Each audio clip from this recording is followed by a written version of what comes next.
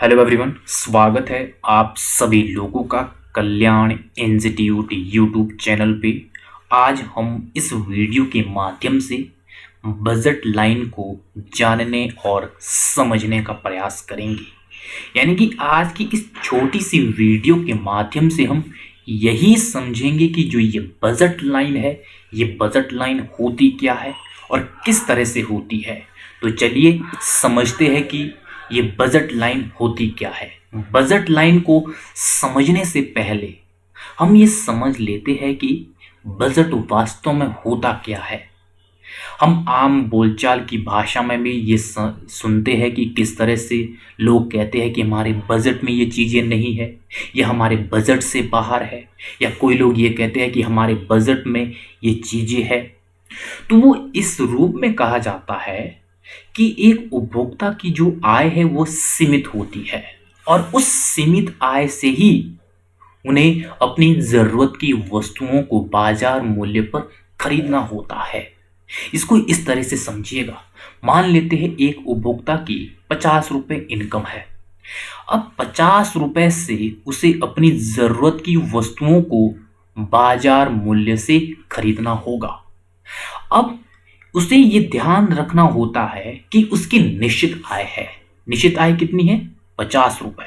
अब इस 50 रुपए से उसे अपनी सभी जरूरत की वस्तुओं को खरीदना है, और ऐसा भी हो सकता है कि 50 रुपए की बराबर वैल्यू वाली वस्तुओं को खरीद सकता है, और 50 रुपए से कम की भी वो खरीद सकता है। यानी कि 50 रुपए से अधिक उन वस्तुओं का मूल्य नहीं होना चाहिए, क्योंकि ये एक स्लैब लगा हुआ है, उसके पास निश्चित आय है। उस निश्चित आय के अंतर्गत ही उसे अनेक वस्तुओं को खरीदना होगा।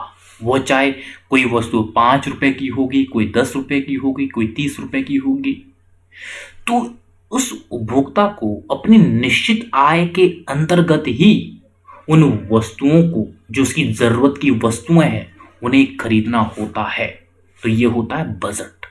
और जो बजट लाइन है, बजट लाइन में दो वस्तुओं के बहुत सभी संभावित संयोग होते हैं जिन्हें एक उपभोक्ता अपनी आय से बाजार मूल्य पर वो खरीद सकता है। यानी कि बजट लाइन उस चीज को बताती है जिसमें दो वस्तुओं के वह सभी संभावित संयोग होते हैं जिन्हें एक उपभोक्ता अपनी निश्चित आय में से वो बाजार मूल्य पर खरीद पाता है। यानी कि एक उपभोक्ता की अनेक आवश्यकताएं होती है और उसकी निश्चित आय होती है।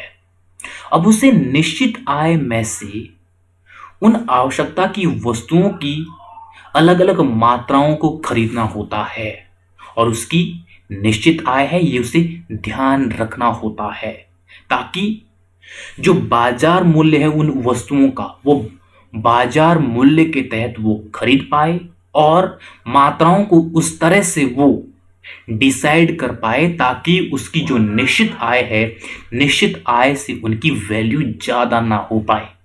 तो इस तरह से बजट लाइन उन सभी संभावित संयोग को बताता है जिन्हें एक उपभोक्ता निश्चित आय से बाजार मूल्य पर खरीद पाता है।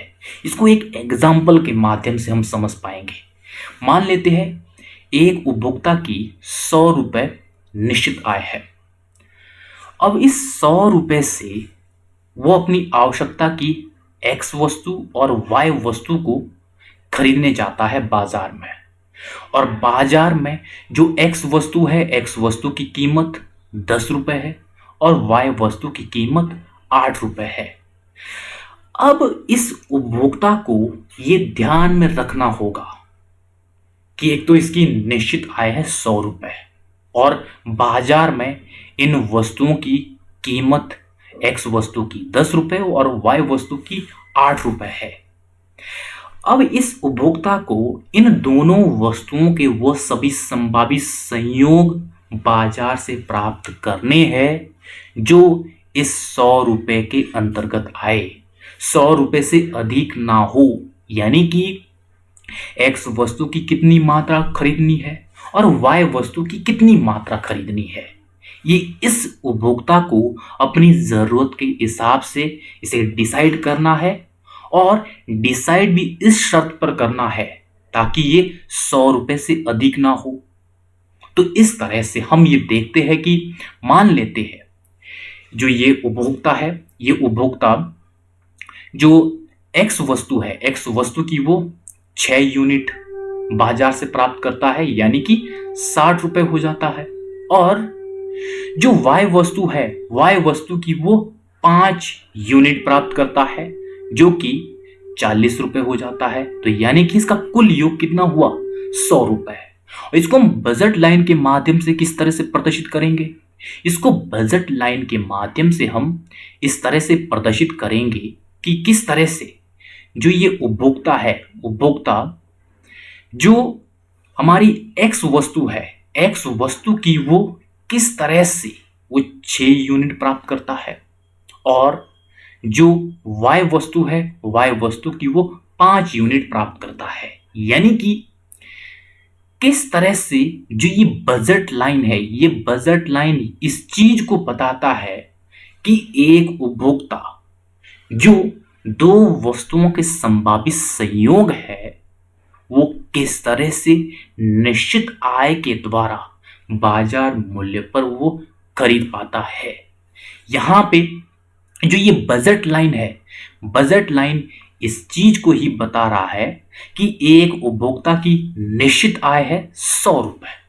अब इस 100 रुपए से एक उपभोक्ता किस तरह से वस्तु X और वस्तु Y की अलग अलग मात्राओं को खरीदता है और उसकी आवश्यकता है, किस तरह से वो X वस्तु की वो 6 यूनिट प्राप्त करना चाहता है और Y वस्तु की वो 5 यूनिट प्राप्त करना चाहता है और इनकी वैल्यू 100 रुपए होती है क्योंकि बाजार में उनकी अपनी एक कीमत है।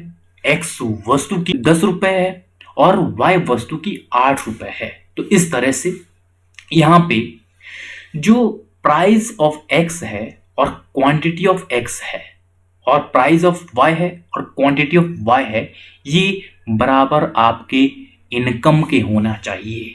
यानी कि जो एक उपभोक्ता की जो इनकम है, उपभोक्ता की जो आय है उसके बराबर होना चाहिए। यानी कि जो यहाँ पे X वस्तु की जो 6 यूनिट यहाँ पे इस उपभोक्ता ने बाजार से ली है और इसकी कीमत 1 यूनिट की 10 रुपए है और इसी तरह से जो Y वस्तु की जो 5 यूनिट प्राप्त की है और इस 1 यूनिट की जो कीमत है वो 8 रुपए है। तो इस तरह से प्राइस ऑफ X और quantity of X, price of Y, quantity of Y बराबर आय होना चाहिए। यानी कि जो उपभोक्ता की जो निश्चित आय है यहाँ पे 100 रुपए, वो 100 रुपए आपकी जो X वस्तु है और जो Y वस्तु है इनकी कीमत और क्वांटिटी बराबर होनी चाहिए। यानी कि ये 100 रुपए से अधिक नहीं होना चाहिए। तो इस तरह से ये होती है बजट लाइन। बजट लाइन यानी कि अगर हम संक्षेप में कहें, बजट लाइन वह होती है जिसमें दो वस्तुओं के वह सभी संभावित संयोग को बताया जाता है जो एक उपभोक्ता निश्चित आय से बाजार मूल्य पर वो खरीद पाता है। तो इस तरह से ये होती है बजट लाइन।